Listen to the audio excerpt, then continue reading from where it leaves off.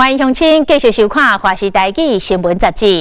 即卖疫情当咧流行，都是音乐上会当安打人心。继续要来讲音乐家柯尚辉的故事。台湾早期有真侪民歌，无文字嘛无乐谱，时间一个久就失传了。已经过往的音乐家柯尚辉，在生的时阵，为1964年开始加入电影采集民歌。甲台湾原始的声音录音保留落来，而且杀就世界舞台。上出名的代表作，就是阿美族的歌手郭英男所演唱的《饮酒欢乐歌》。咱就来熟悉柯尚辉这位民族音乐的推手，伊是艺术文化的守护者，嘛是当代上有影响力的台湾音乐教父。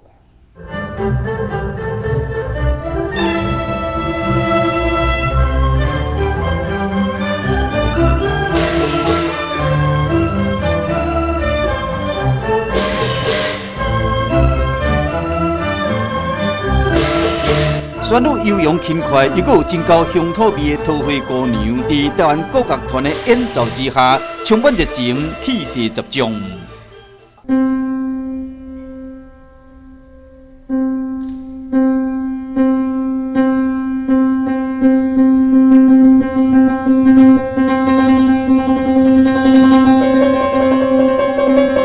钢琴家陈介涵明快响亮细致琴声，结合中国古典的乐器，协奏出百家春，以十段自由变奏的方式创作而成。节奏由慢而紧，由弱而强，引人入胜。这是2019年第2台湾戏曲中心举办的民族音乐推手柯尚辉教授纪念音乐会。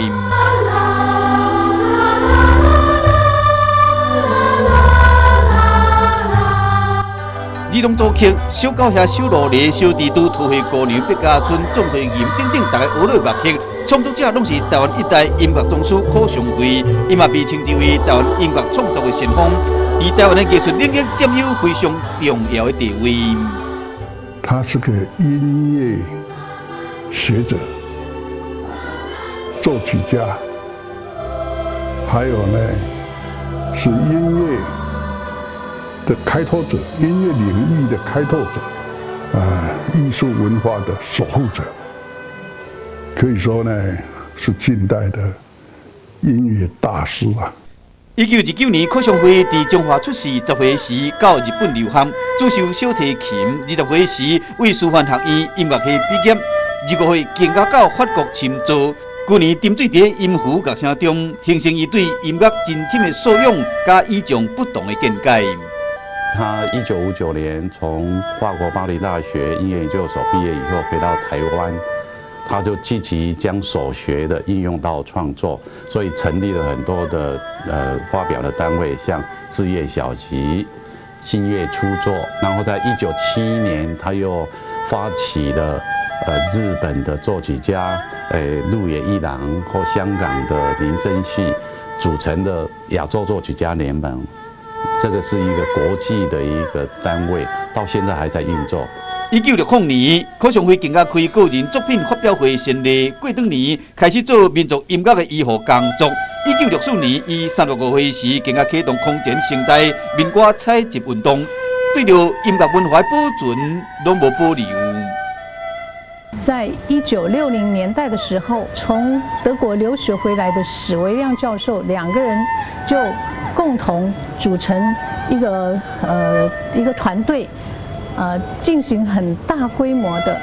我们台湾的民歌采集这样的大规模的活动，可以说是从东部、从西部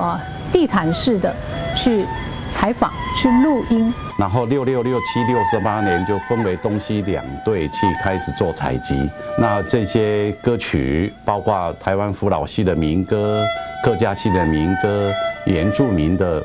民歌等等，非常的丰富。好，第二个，他又能够把它很快的分析，作为他的著作。这条对民间音乐有史以来唔捌有的调查、采集、整理甲研究工作，收集将近3000首台湾山地甲平地传统歌谣，开创了台湾民族音乐学的研究之路。柯昌辉更加将采集到的民族音乐作为创作现代音乐的泉源，透过民歌采集，已经直接甲间接发掘真侪民间艺人，像陈达、李天禄、甲歌戏的国宝廖庆基。可相会高兴啊！他是学习西洋音乐，但是他返回来，照顾我们本土的音乐，像他一直在推动本土音乐啊，比如说山地歌啦哈，或者是民谣啦，台湾民谣啦哈以前的流行歌啦哈歌仔戏啦哈，这样我真的很感动。2001年，柯昌辉因为脑瘤病变过身，享受72岁。不过，伊伫台湾音乐界留下大过深远的影响力。有中演于第一位戏剧艺术外汇詹永仪，虽然比柯昌辉小12岁，不过两人情同手足，嘛做伙完成真侪文化事业。讲起柯昌辉这位老大哥，詹永仪言语之间拢是尊敬甲思念。我觉得和他相处那么久啊，他其实他更深层的内里的一种人格特质啊，他做事啊真是聚精会神啊，聚精会神，这样的一种生命力啊，他就展现出来我刚才说的那个开拓的精神，还有他要达成他有理想说要把它完成的锲而不舍的这个毅力啊，这个使得他一生的这个成就啊那么辉煌。捌做国立台湾戏剧学院校长的陈英钦，嘛是柯昌辉的学生。因家族的陈家班北管八音团，嘛甲柯昌辉有真深的缘缘。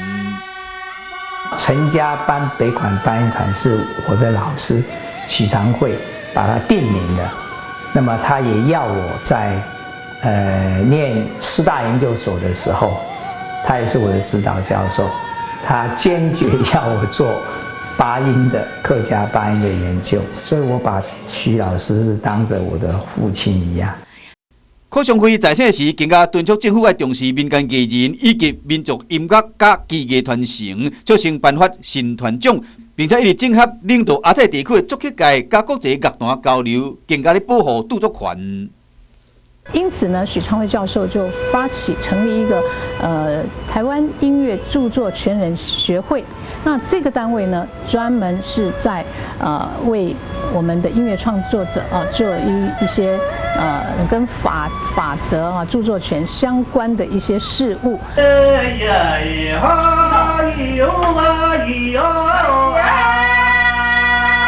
要做原住民，郭永南在世时演唱的《啉酒欢乐歌》是大家拢知熟悉原住民族的歌谣，嘛是1996年亚特兰大奥运会主题曲。这首歌曲和台湾民间传统音乐风行全世界，而将这首歌曲推上世界舞台幕后推手，嘛正是音乐教父柯昌辉。